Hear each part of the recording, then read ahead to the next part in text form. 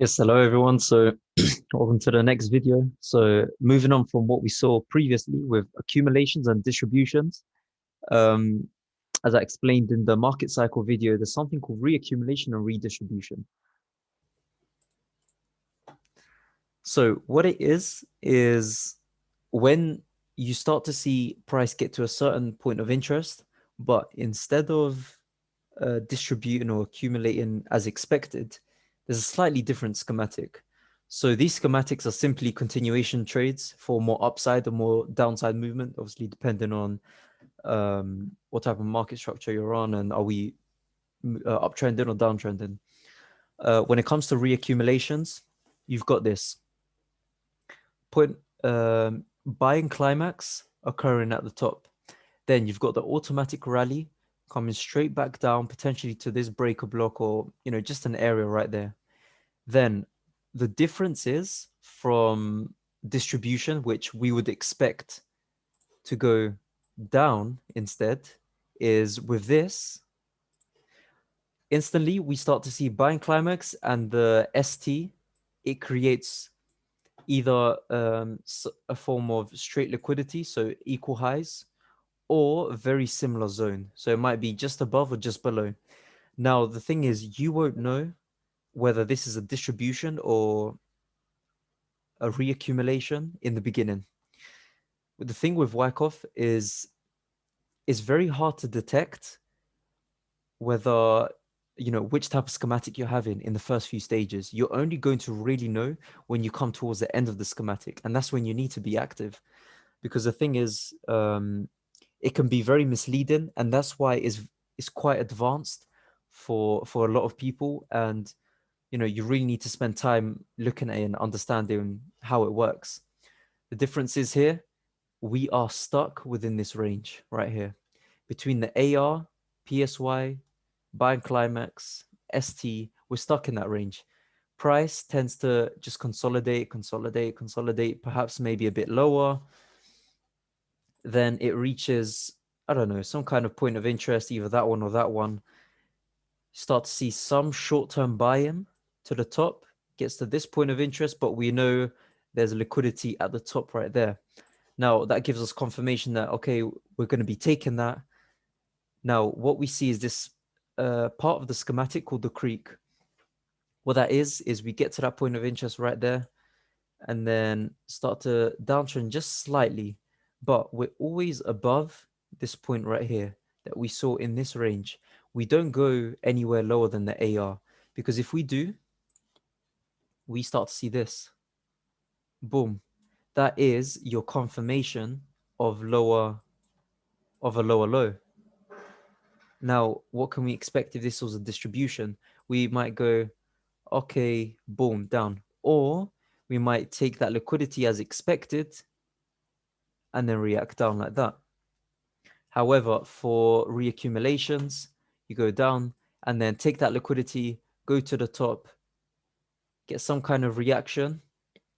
And as soon as we start to see this massive push up, this is when I would recommend to get into the trade. Because let's just say we had this. I'm just going to draw it again. Boom. We hit that there, got down, went here. Do you think this could still be a distribution? Yes, that's a valid reason. That's a valid point. You could still go down and then distribute instead. However, with this, you've now got that confirmation that you're going back up, and then you've got to try and look for an entry. Now, the thing with reaccumulations, especially the ending of it, happens very quickly. So you've got to be active and just have a clear understanding what is going on with price structure. If this zone, let's just say we had an order block right there, and this is our zone right here, and we're doing a consolidation there, we could expect price to go down, and that's a successful distribution. But if we've got reasons for price to go even further up, and we're now not respecting this point of interest, and we're going up even further up, then we can expect price to keep on going up. Now, personally, I would really, if you're struggling to understand what it means, it's simple market structure. Just understand that we're still in a bullish movement. We've got no break of structure to the downside. We haven't got any there, nothing there, nothing there, nothing there. Price is still going bullish. So if you were to say to me, okay, I'm going to sell this, I would say, why, you've got no confirmations of it at all. And that is going to be the game changer in our trading. It's the confirmation side of the strategy. You've got to understand true price structure and true price movements. All right, so let's move on to the redistributions. Again, it's the same concepts, but you're in a downtrend instead. You've reached order block right here. Potential area for price to go up, but no, you start to see still downward momentum. There's no break up. There's no break up. So you need to look for that last point of supply. This is the key zone. This is the move that will make you money, especially if you're on the lower time frames, which is what Wyckoff is used a lot for. Because on the higher time frames, it doesn't appear as much. But the strategy here is to use it near a point of interest, see what's happening. But this last point of supply, or this phase D, I think it's called on any of the other schematics, this is the point that you need to try to get into. Now, what you've got to try to understand is this, like I said before, price will move crazy and just move straight down. So you've got to try and place yourself into a trade. Once you know you're moving downwards, price may not go all the way back up like that. It won't. There's been many times where in the beginning of my journey, I would wait for that type of reaction to happen, but it just simply would not. So you're going to have to either enter some kind of breaker, a lower order block, so not that one there, but this one here, or just liquidity void and keep your stop loss higher. So if we're on the lower time frame, I'm going to be honest, this is good enough, because a lot of times this might only be a 5 pip stop loss. 5 pip stop loss. And imagine you ride out the whole wave for the week. You are potentially going to be earning at least a 1 to 10, 1 to 20. The highest I think I hit within, a day was a 1 to 30 something. And obviously that's because my stop loss was very tight, and, price would enter like this, for example. Yeah. So just reaffirming what I said, the main difference is structure inside the range. Reaccumulation will usually create double tops and no move to the top. It will occur far less than normal distributions, maybe harder to spot as well, because it's the understanding of that it's a continuation to the upside that will help.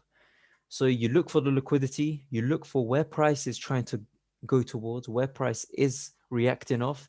If you've got no lower low, no breaker structure down, no breaker structure down, of course, you're still seeing bullish price action and this liquidity at the top.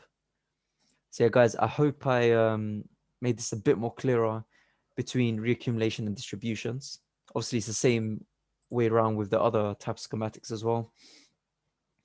And yeah, so the distribution, on the distribution side of things, they're far easier to spot because you've got this point of interest. We're right there. We start looking for movement there. We got that run on liquidity right there, takes their stop losses, moves down. Then when you've got that move down, that official move down below everything, that's when you know you're in the last phase, and that's where you've got to try enter. Now, this could be a breaker block. Like I said before, liquidity void, whatever it is, just please go on the charts, test this out. Stick to one pair for now. For example, go on EU, see what happens at every single point of interest, see how this happened. I mean, you could call this Wyckoff, you could call this break of structure and re-enter and reaction entry. Whatever it might be, it's all the same thing. It's that clear understanding of market structure and how it works. Anyways, guys, I hope you enjoyed this lesson, and I'll see you in the next one. Take care.